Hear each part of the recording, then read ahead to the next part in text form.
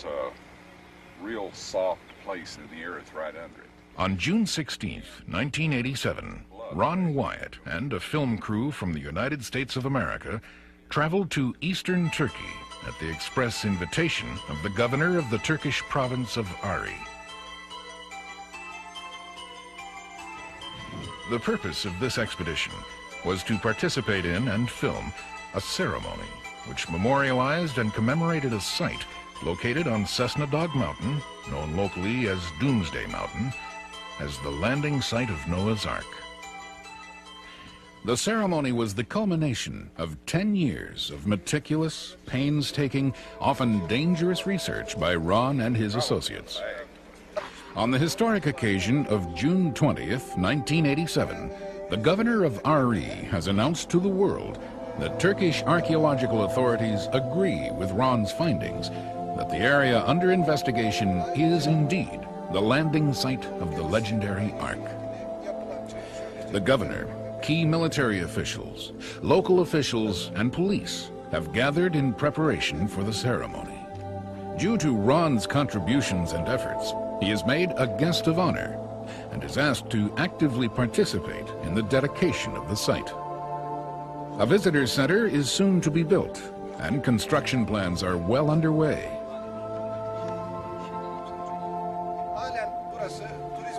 As the governor completes the dedication speech, the ceremony is completed with the holy sacrifice of a lamb. As each participant shovels commemorative concrete into the first footing, a prayer is said for the lamb's blood to cleanse the earth and keep the area free from evil. The governor has made the area an international park, and all faiths of the world are made welcome to visit and gaze upon what they believe to be the mortal remains of Noah's Ark.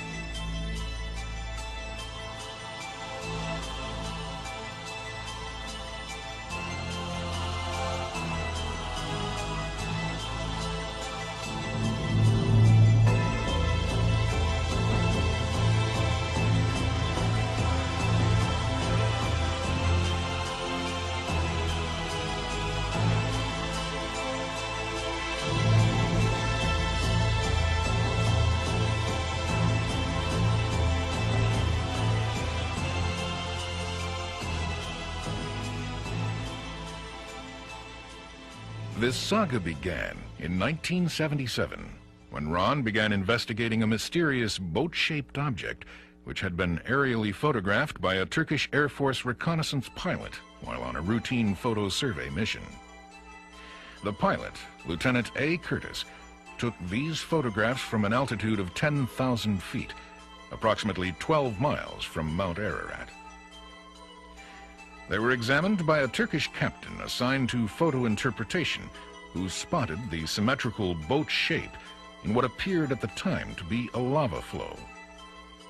As a result, a team of Turkish explorers and researchers examined the object and discovered that its dimensions were indeed near those of the Ark as stated in the Bible, most particularly those of the length. In 1960, news of the photos reached the United States and soon caught the attention of a group of scientists and explorers known as the Archaeological Research Foundation. A second expedition to the site was soon formed under the aegis of Turkish military officers in a joint Turkish-American exploratory endeavor. Included in the American team was businessman Wilbur Bishop, who provided this footage of the 1960 expedition. The trip to Dogabazit started, of course, in Ankara. We flew the Turkish airline to Erzurum. From there, I rented a Fiat station wagon. And we went from there to Dogabazit.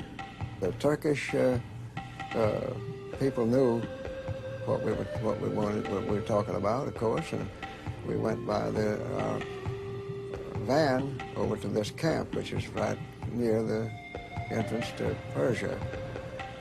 And there we rode horseback over to the site.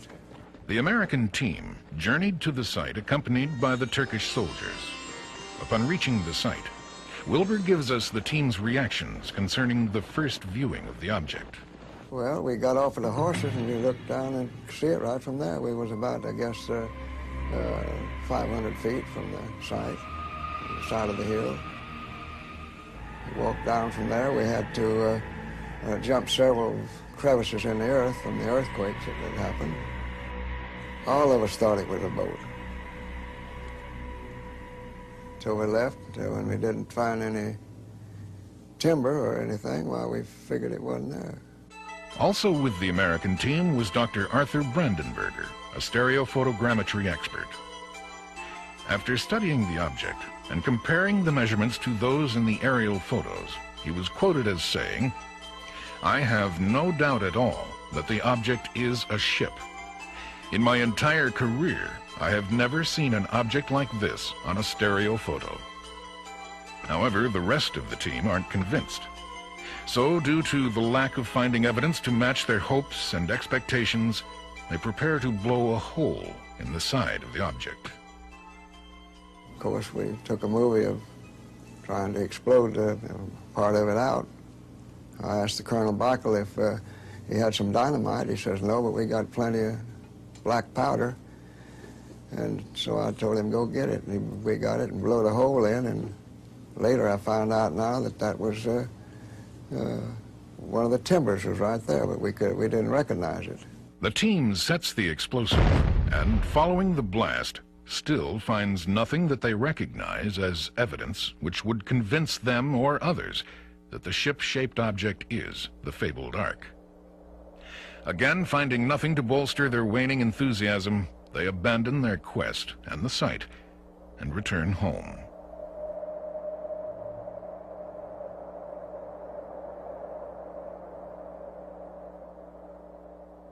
On September 5th, 1960, Life magazine reported briefly the results of the expedition, after which interest in the object generated by the quest wanes, and it slips into obscurity, to be forgotten and written off as one of nature's freaks, until the 1977 examinations by Ron Wyatt began. Ron is a nurse anesthetist and currently practices at Memorial Hospital of Nashville, Tennessee. He had become intrigued by the object when the Life magazine article of 1960 caught his attention.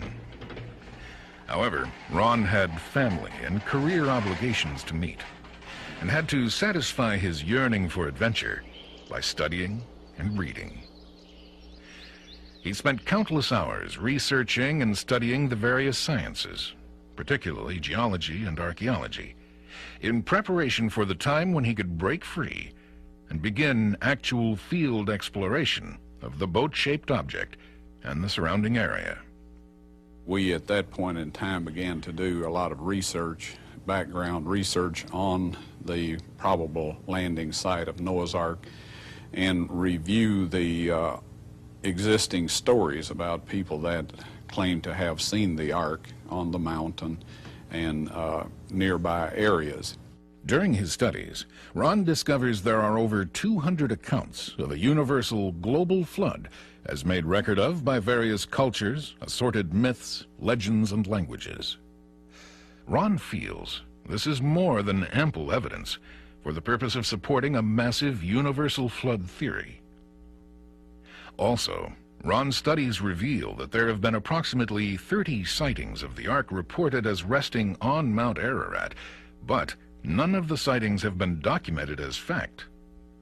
In addition to this, many of the reports are contradictory and conflict with one another. The 30 so-called eyewitnesses, and I don't doubt the integrity of these people, there are several stone formations on that mountain that resemble a boat, but no one was ever able to get photographic proof. Also, I found that, say for example, in World War II, the pilots that flew by the mountain and made entries in their flight log that they had seen a boat-shaped formation on the mountain. They said that the boat-shaped formation was on the southeast face of the mountain. The person that wrote this, or quoted this in his book, said that the log stated it was on the northwest face of the mountain. And so I found that some of the reliable data had been misquoted in some of the books in an attempt to convince people that the boat perhaps was in a different site than it really was. And so given all of this information and the lack of proof, we decided to look elsewhere. The sleeping volcano has been intermittently active throughout thousands of years and is also heavily glaciated. Ron can't see how a wood structure could have possibly survived on a mountain that has constantly been scoured by lava and glaciers for over 5,000 years. During his studies, he makes note of the fact that not one well-documented source states specifically that the Ark came to rest precisely on Mount Ararat. However, the Bible does state in Genesis 8:4 that the Ark came to rest in the mountains. That's plural, mountains of Ararat.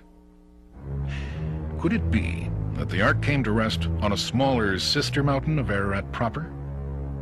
Have well-intending prior expeditions searched Ararat only because it is the highest point in the area, and as a result, overlooked and neglected other possible landing sites of the Ark? Point by point, Ron begins to build a case for the possibility of the Ark not being on Mount Ararat proper. Due to these conclusions drawn from his extensive research, he is more intrigued than ever concerning the possibilities of the site, which was explored and summarily abandoned by the 1960 expedition.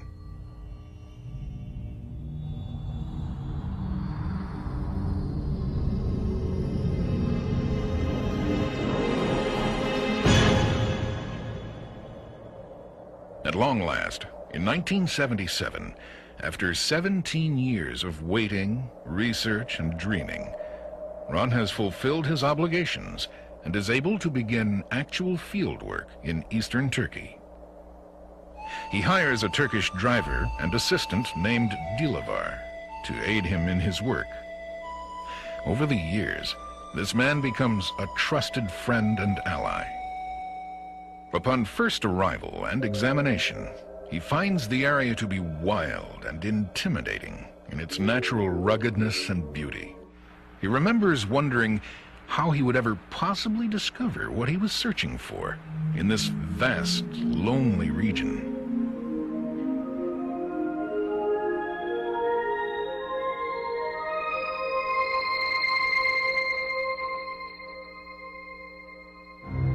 The country is immense, its wide, expansive vistas, and Ron finds it to be rich in geologic history.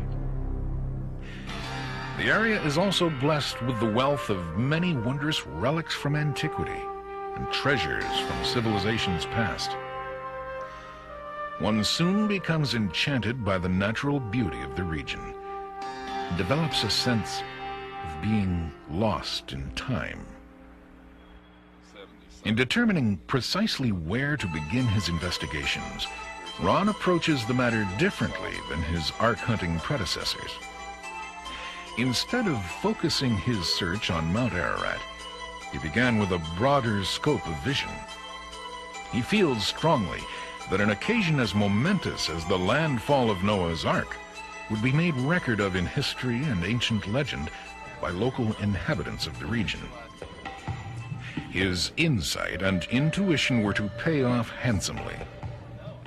He began by visiting and talking to villagers in the general proximity of the boat-shaped object. After several days of becoming acquainted with them and earning their trust, he gets the needed directions to the general area he has awaited so long to visit. At long last, here is the object which has held his fascination for so many years.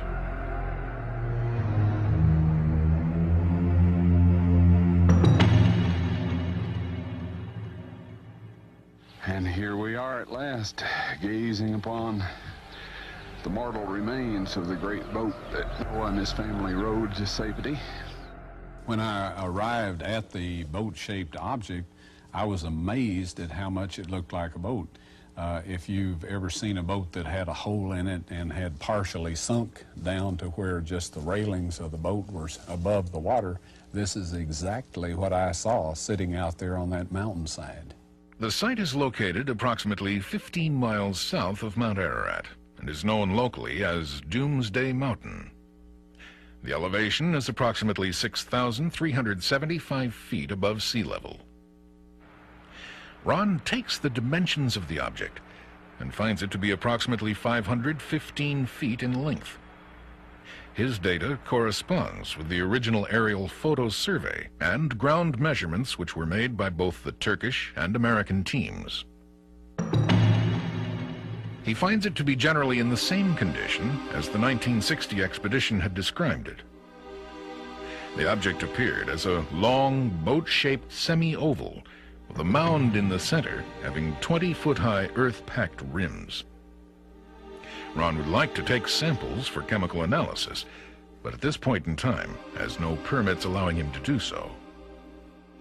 Although no conclusive evidence, other than the dimensions and obvious boat shape concerning the object possibly being the Ark, can be drawn from this first encounter, Ron is determined to return at a later time if and when he can get a permit to excavate. He feels strongly, intuitively, that there is much more here to be learned. However, Ron has made note of the fact that the strata where the object rests is sedimentary Cretaceous water-laid rock. This is an important point for purposes of documenting this area as the possible landing site of the Ark.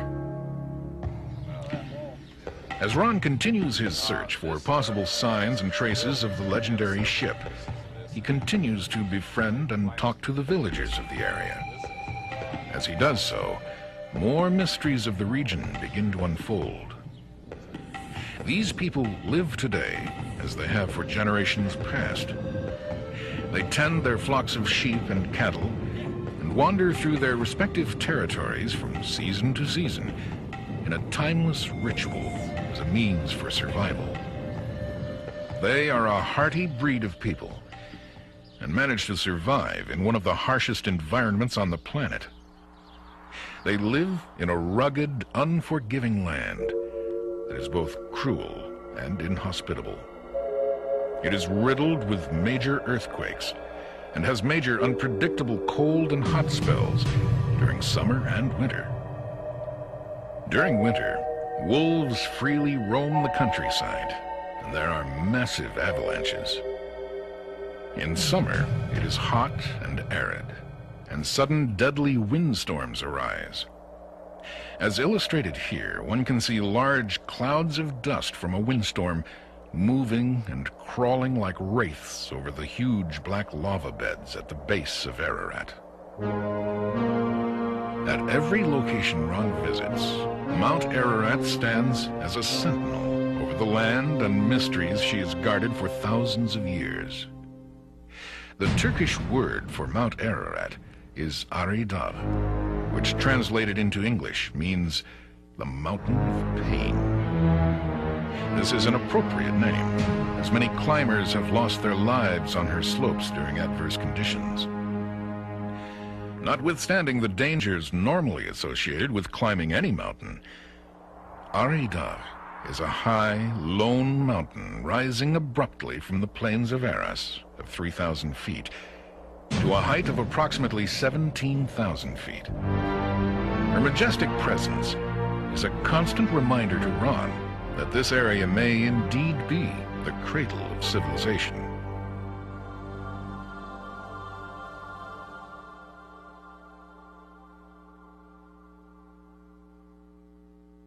The thunder from lightning on Ararat is not the only thunder this captivating region has known. In ancient times, this area was a buffer kingdom between rival empires, and many times throughout the centuries has this land known the thunder of hooves and the clash of steel from fierce rival warriors' weaponry.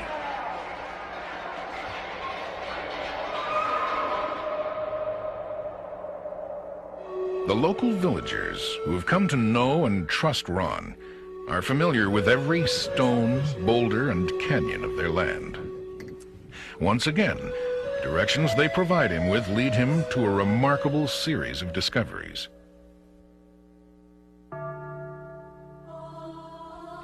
He finds 3 massive anchor-type stones, all approximately 8 feet high and weighing several tons each. All are similar in proportion and design and have 8 distinct crosses, which are carved in the stone in a pattern which Ron and other experts believe refer to the 8 survivors of the flood. The placing and alignment on the stones tell of their relationship to Noah and one another. This is called an iconographic representation. Ron elaborates. Like all the other grave markers in this area, the Valley of the Eight, this marker once had 8 crosses. Now these are a beautiful representation of the ornate Byzantine cross dating back to approximately the 3rd century AD. The large cross representing Noah is especially ornate. The one representing his wife is quite a beautiful design. Now we have the matched pairing here, the eldest son and his wife. These crosses are of the ornate style. We have this cross here that represents one of the sons beyond the first son, and it matches with this one. Up here we have the representation of the other son, but the representation, or the cross representing his wife, is missing and apparently got broken away over the years.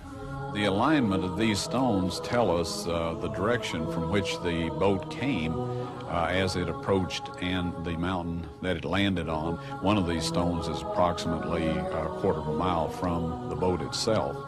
Now these stones, or this type anchor stone, is a very familiar object to the students of early navigation. They were used by many of the early civilizations, the Phoenicians in particular, and the shores of the Mediterranean and the floor of the Mediterranean is strewn with these stones.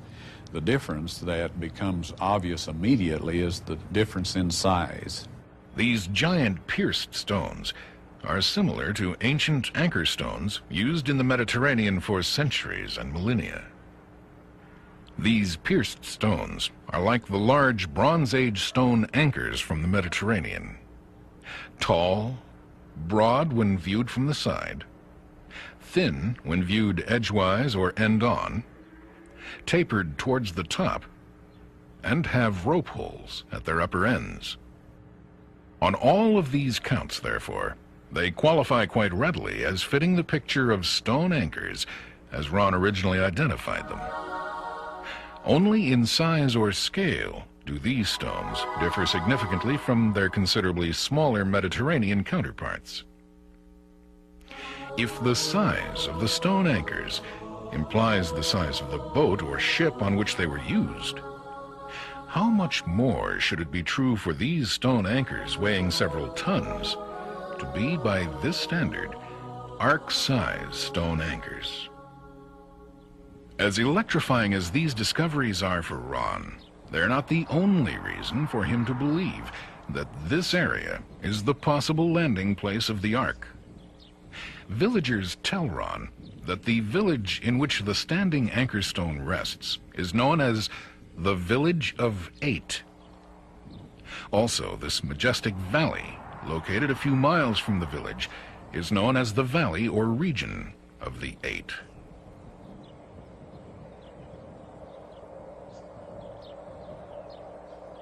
None of the inhabitants of this region know how these names came to be. They've been passed down from generation to generation. Again, he clearly finds reference to the 8 survivors of the flood. Here is another strong indication to Ron that someone from antiquity has left record of the landing place and survival of Noah and his family within this mystical and enchanting region.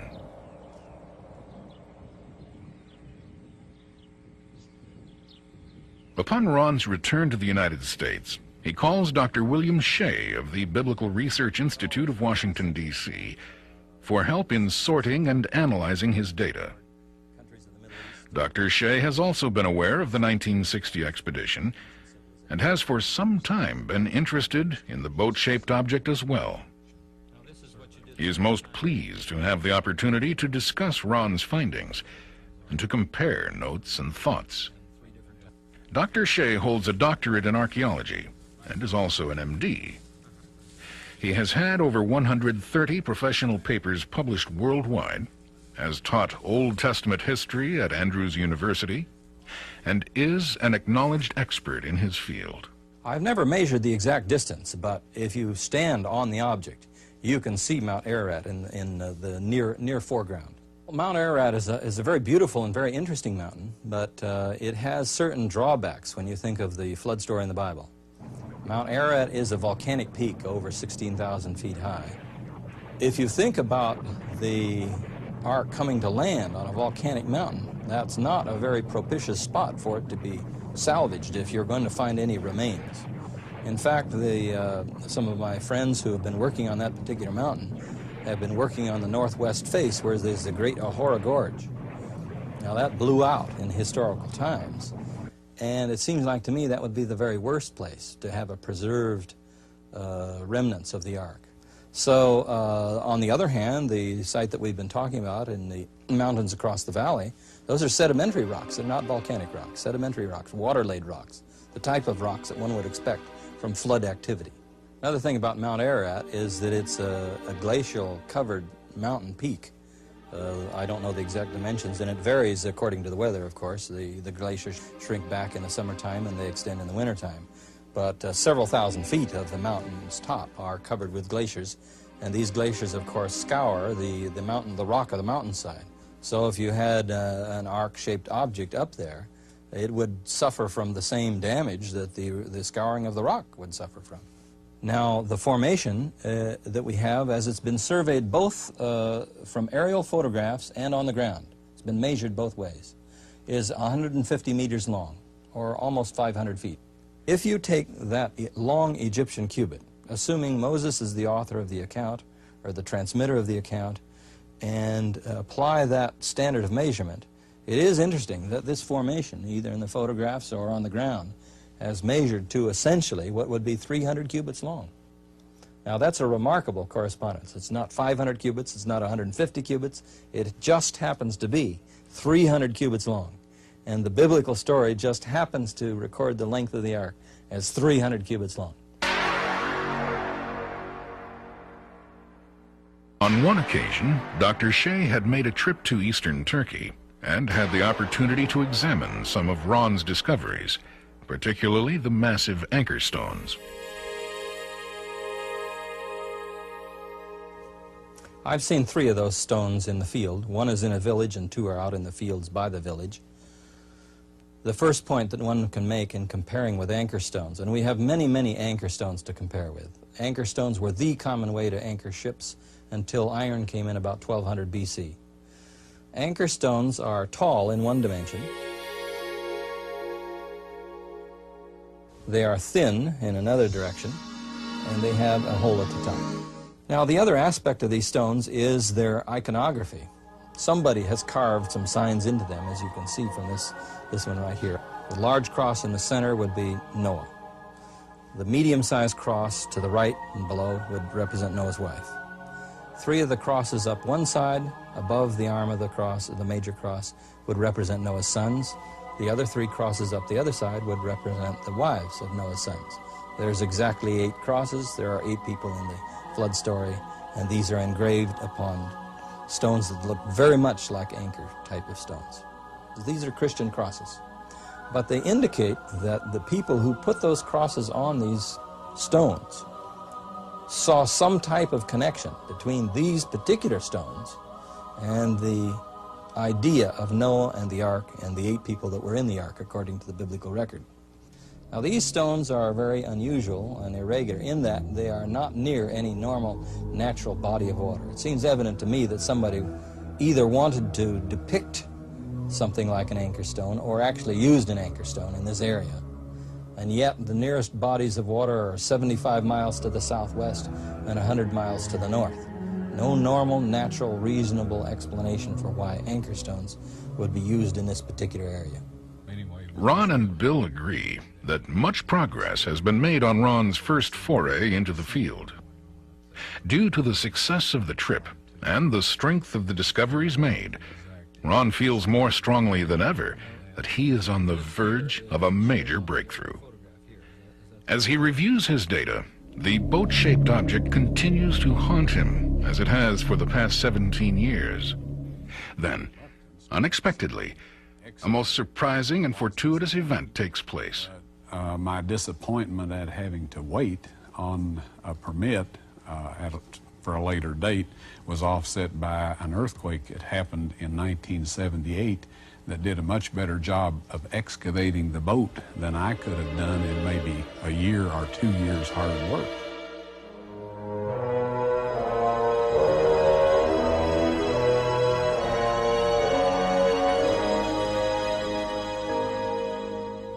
Ron is not prepared for the sight he's seeing. The earthquake has dropped the earth from around the sides of the remains, and the formation is now completely exposed. There, at 6,300 feet above sea level, in the mountains of Ararat, lies what appears to be the hull of a massive, ancient, man-made ship. The sides of the object are now clearly exposed, and the outline of the hull of a ship is now evident and clearly visible.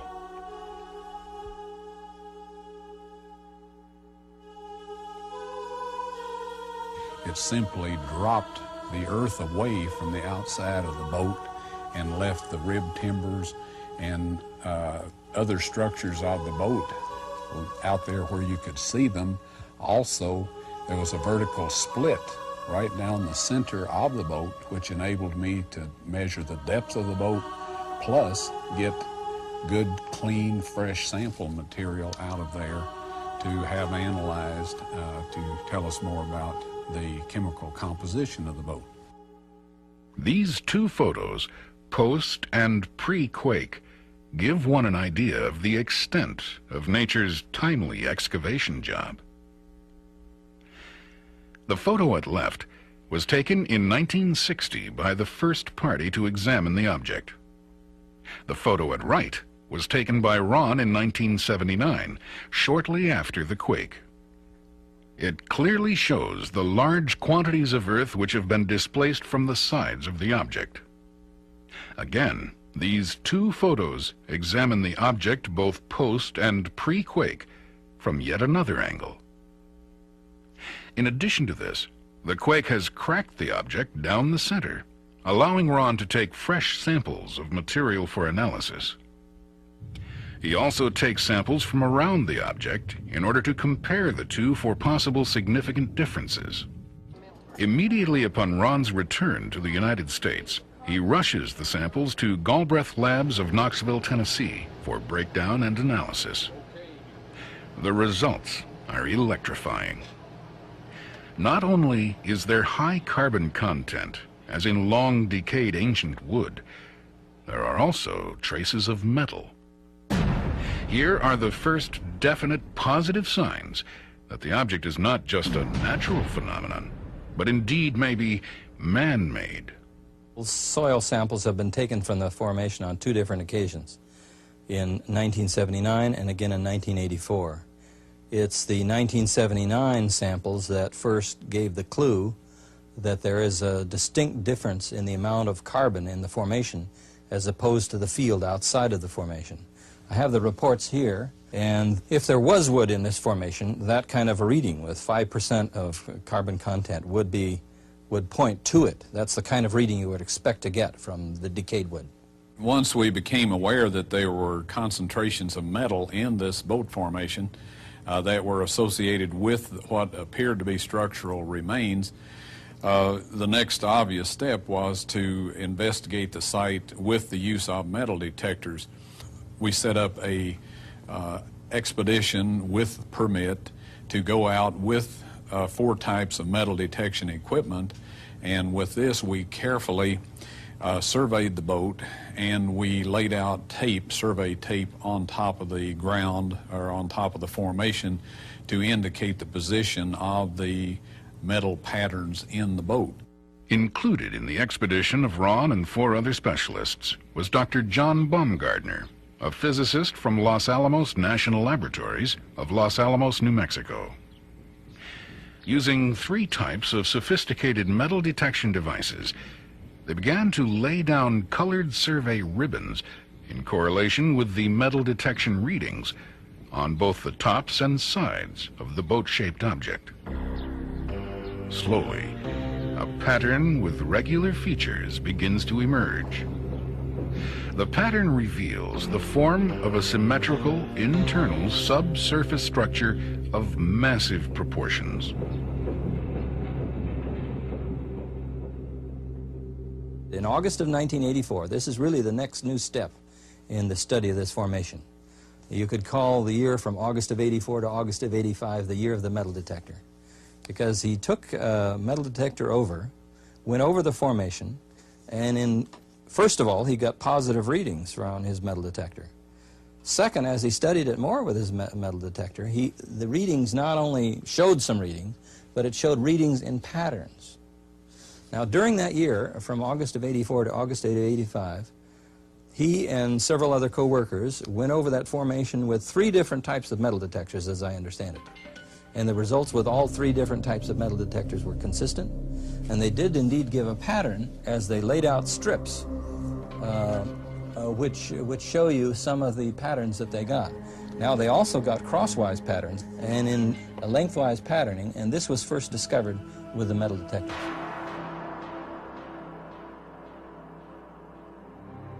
Since the negative and positive to these readings have been obtained using 4 different types of metal detectors, since one of these is species-specific in terms of the type of metal detected, since neither of these methods provides any positive readings for the field around the object, and since these positive readings can be correlated with visually observable features of the formation along the portion of one side of it, considerable confidence can be placed in the accuracy of these readings.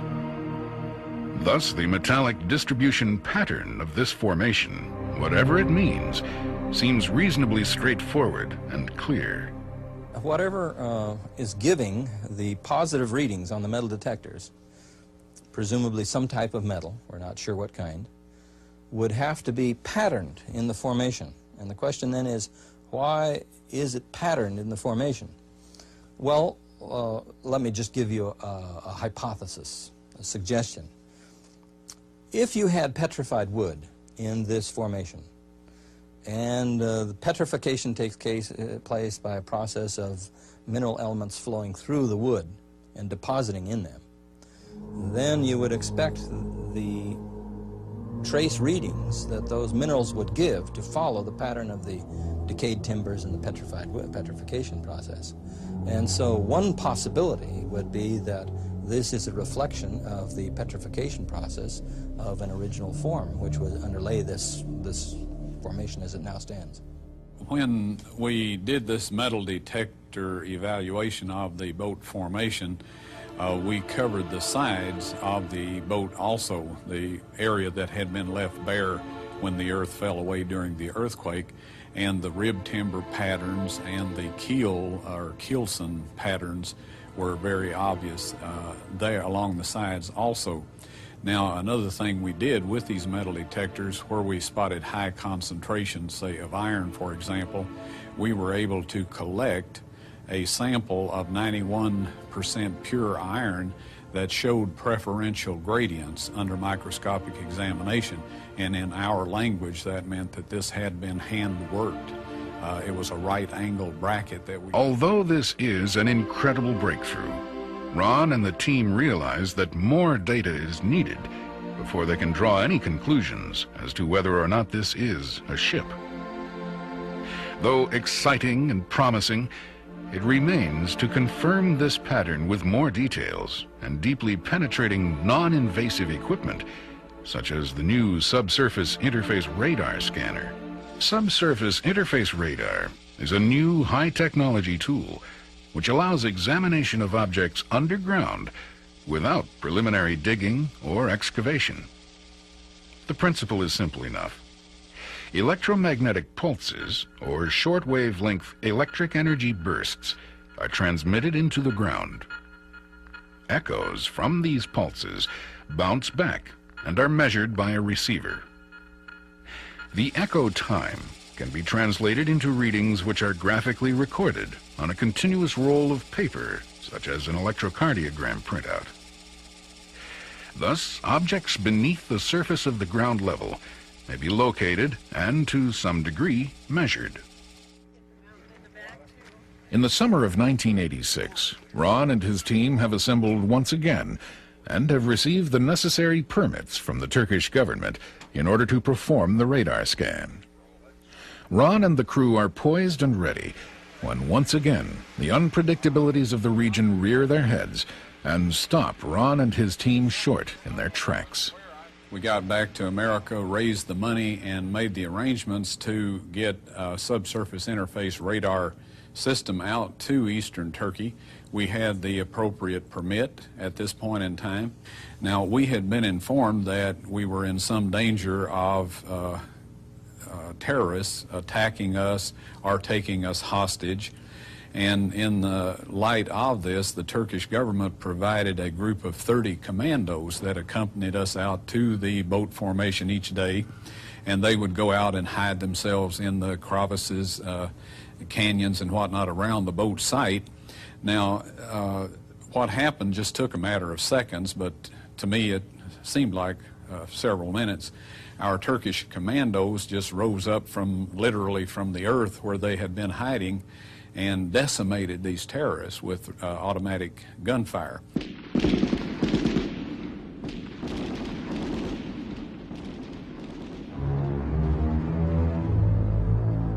Once again, the thunder of death and violence echo off the walls of Doomsday Mountain.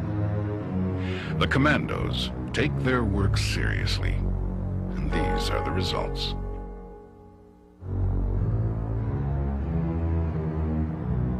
Out of necessity, the laws of these lands are harsh and strict, and these terrorists' guns are silenced forever. Ron makes the Turkish headlines, but not with the news he'd wanted. No one likes being a part of something like this. This effectively stalled our attempts to do a radar scan on the boat, and of course it was some time after that. Yet again, Ron has been dealt another blow. Every trip is extremely costly, and this one has been particularly so, due to having the radar technicians and support teams involved. It is crushing, after so many years of working and dreaming, to be so near the end of one's quest, only to be halted again so abruptly. As he has had to do on so many occasions, he calls on almost superhuman patience and tolerance, and once again, he waits.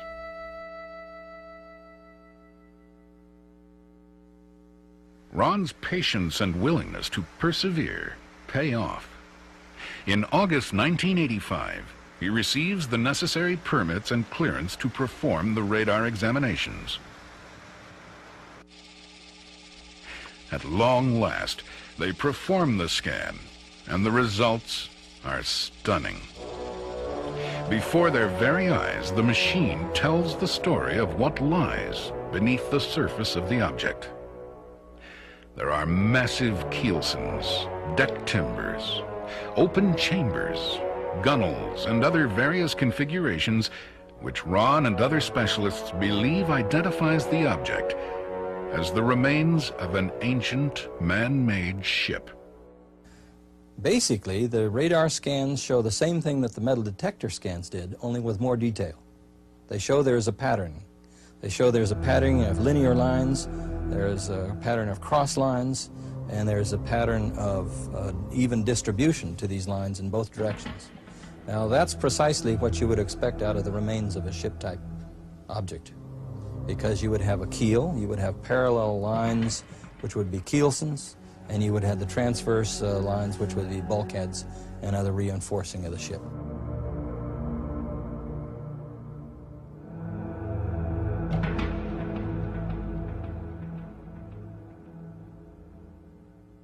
Immediately after the earthquake, it was to measure the depth of the deposit or the remains of the boat along the length of the boat. At the point where the deposit thickened, it was at that point that the upper decks began. And we found that this was a three-tiered or three-decked boat. Now in 1985, 1986, and 87, we were able to measure this laterally also. This data, with the data that we got from the radar scan, allows us to know what the boat looked like and to be able to reproduce a model, scale model of that boat within very close tolerances of what it actually looked like.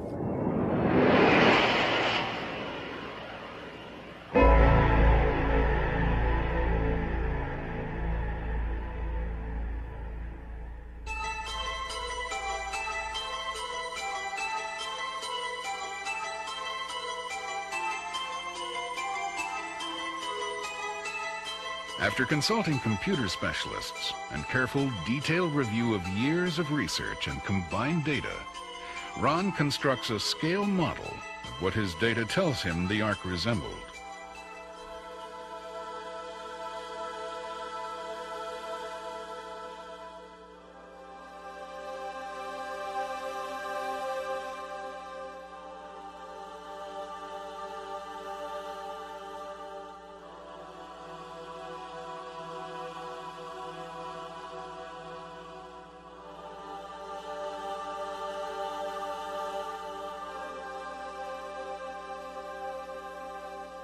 This is the best estimate of what Noah's Ark looked like. And we've designed this so that we can take it apart and show you what the inside looked like.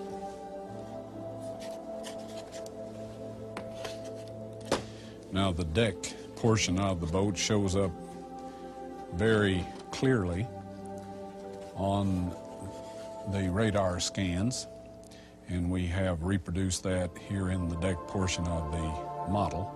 We're delighted with the results, and at this point in time, personally, I can look anybody in the eye and say that this boat-shaped formation in eastern Turkey is actually the remains of Noah's Ark.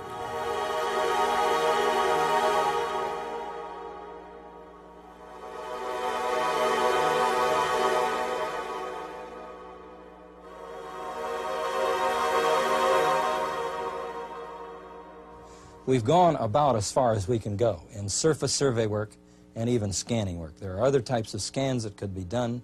I don't know that it would be that helpful really to get more scans. What we really need now is excavation. But I would say that each one of these positive steps does point directly identifying this formation as containing remains of Noah's Ark, but the final proof of the pudding ultimately must come from excavation.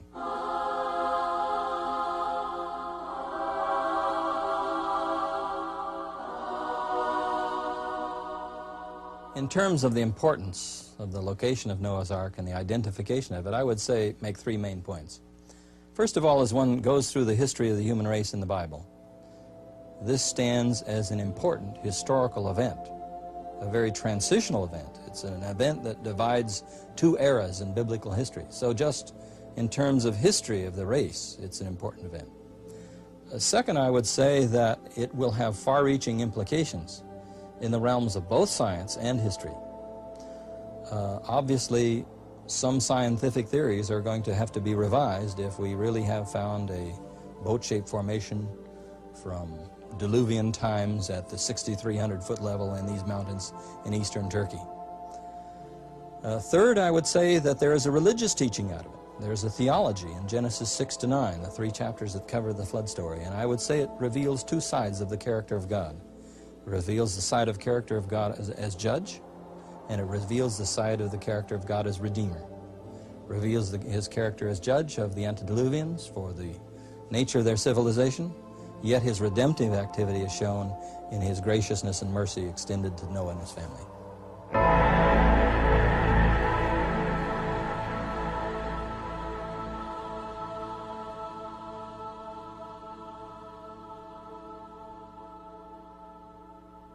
Why do explorers risk their lives searching for the remains of the Ark? Many have died in the quest. For some, surely the adventure is enough. But for most, there's more. A need, perhaps a hunger, to know more about our human heritage, our basic beginnings. Who are we? Where are we going? Where do we come from? Do these captivating regions hold the secrets to our earliest beginnings as a race? Is this indeed the cradle of all civilization? What do these discoveries mean?